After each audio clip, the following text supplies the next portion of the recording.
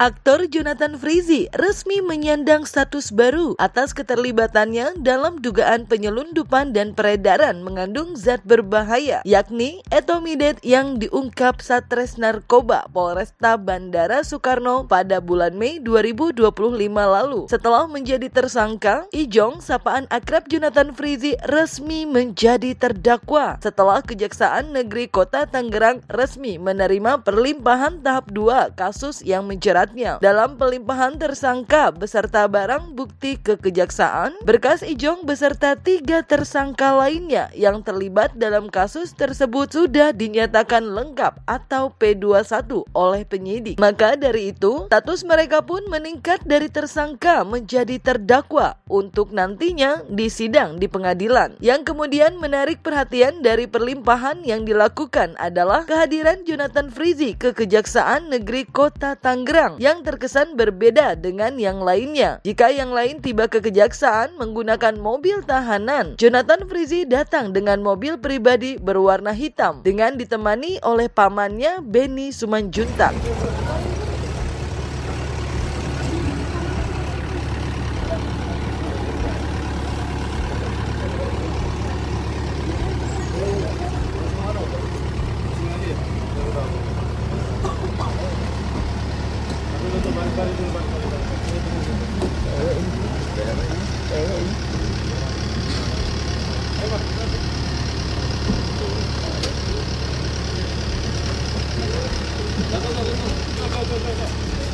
Bukan.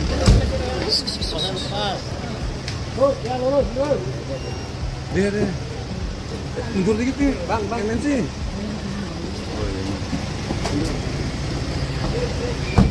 Om, gimana Om? Baik Om. Bang Ijong gimana? Untuk hari ini Bang Ijong.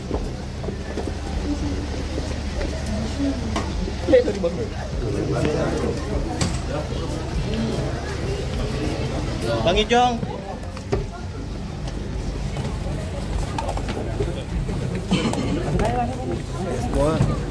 Jadi untuk berkas Ijong sudah kita nyatakan lengkap, kemudian sudah dilakukan pemeriksaan secara mendalam Ijong CS oleh jaksa peneliti, dan hari ini tahap 2 penyerahan tersangka dan barang bukti.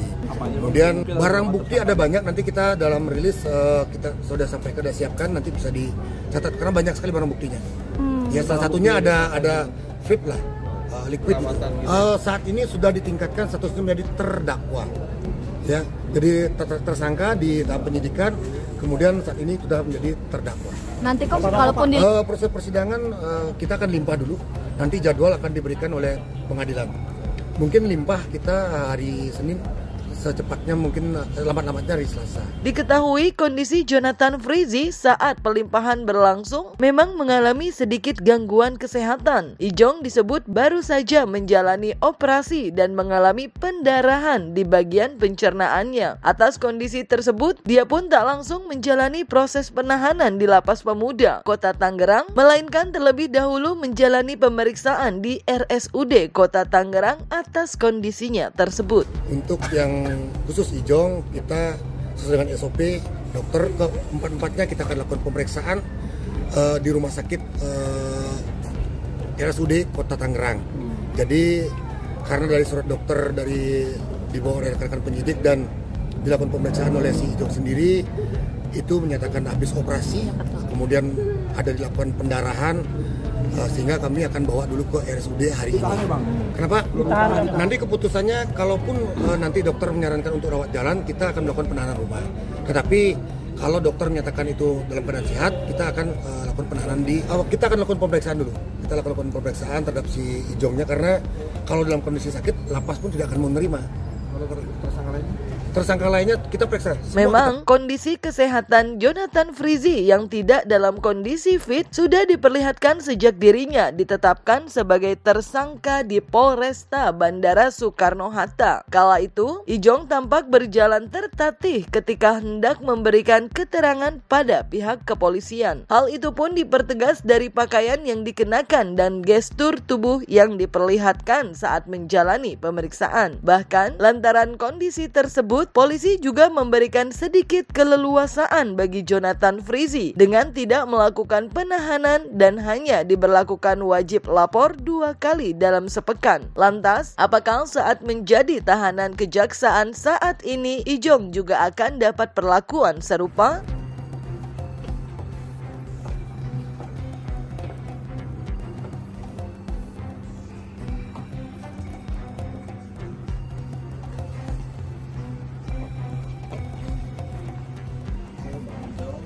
Kan yang jelas memang kemarin pada saat dijemput sama penyidik, yang bersangkutan ini kondisinya masih dalam keadaan sakit, berjalan juga masih belum seperti kita, dan ada batasan-batasan seperti harus istirahat total, kemudian yang bersangkutan juga belum bisa beraktivitas, tetapi JF ini kooperatif dengan dampingan pengacara datang ke kita untuk memenuhi memberikan keterangan kepada kita.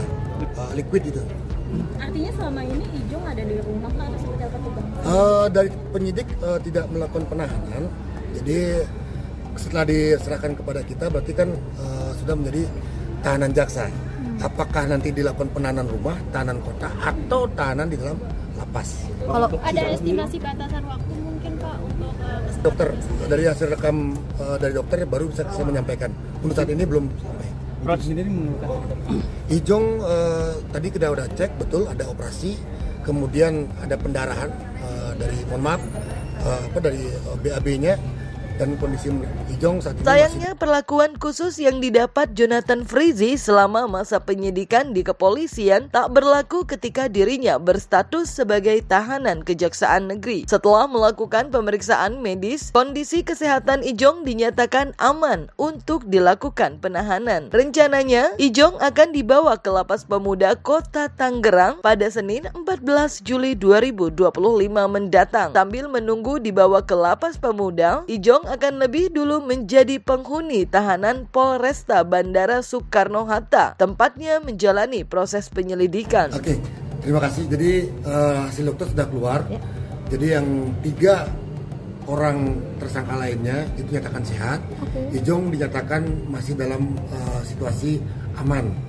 Kemudian untuk terkait dengan operasi maupun ada kanker dan pendarahannya tadi juga keluar darah sedikit, cuman masih dalam situasi aman. Yang memeriksa Dr. Dio namanya. Jadi semua diagnosa hasil darah maupun hasil daripada luka tersebut masih dikategorikan aman di kebun. Jadi Ijong pada saat ini akan kita lakukan penahanan. Langsung ke Lapas Pemuda? Bukan, kita akan titip ke Polres Bandara. Mungkin hari Senin baru kita akan bawa ke Lapas Pemuda. Karena hari ini lapas tidak menerima tahanan. Karena hari Jumat, Senin sampai Kamis diterima oleh lapas. Ya, kita akan melakukan penahanan karena dari pihak dokter pun tidak terlalu krusial sekali terhadap penyakit yang dialami oleh Ijong. Sehingga dengan tegas kami mengambil sikap, jaksa pun mengambil sikap untuk melakukan penahanan. Karena kalau seandainya masih berlarut tidak melakukan penahanan, prosesnya akan menjadi lambat.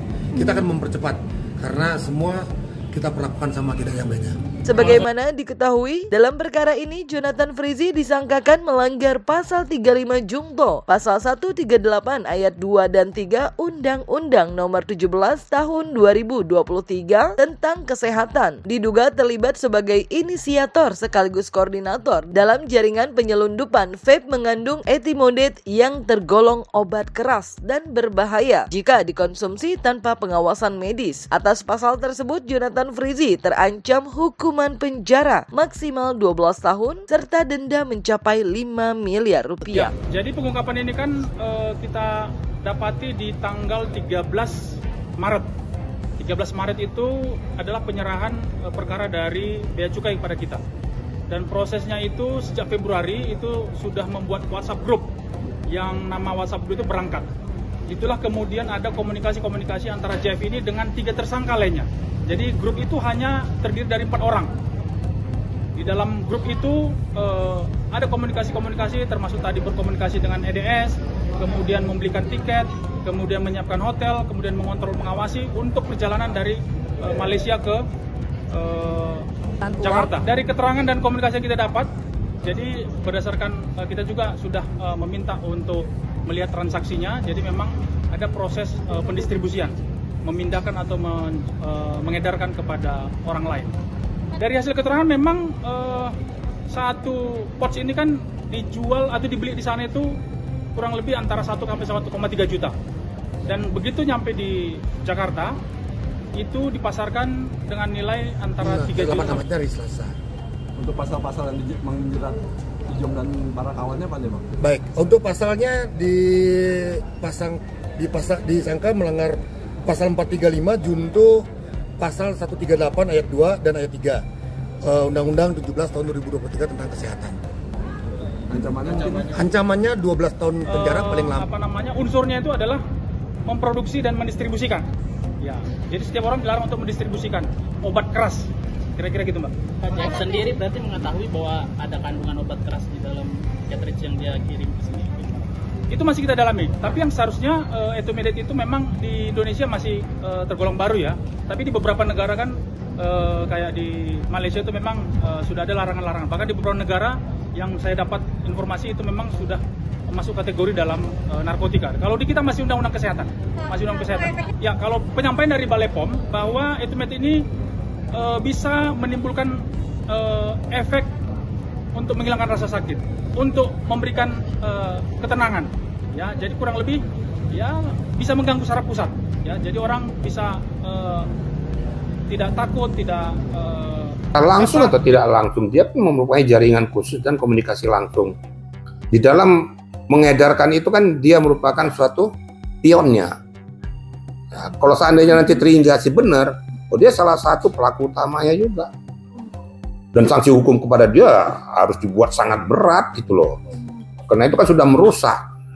Jadi polisi gak usah sungkan-sungkan siapapun dia.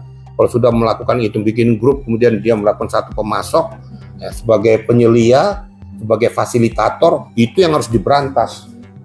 Itu yang harus dilakukan tindakan yang sangat-sangat berat kepada yang bersangkutan. Sanksinya bisa sampai hukuman mati loh. Ya, narkotika hukuman mati. Tinggal tergantung kadarnya, apakah dia pengguna, pengedar, kok sudah sampai berdampak pada status bangsa Indonesia, hukuman mati. Kan sudah ada Freddy Budiman yang dihukum mati tentang narkoba. Lakukan aja.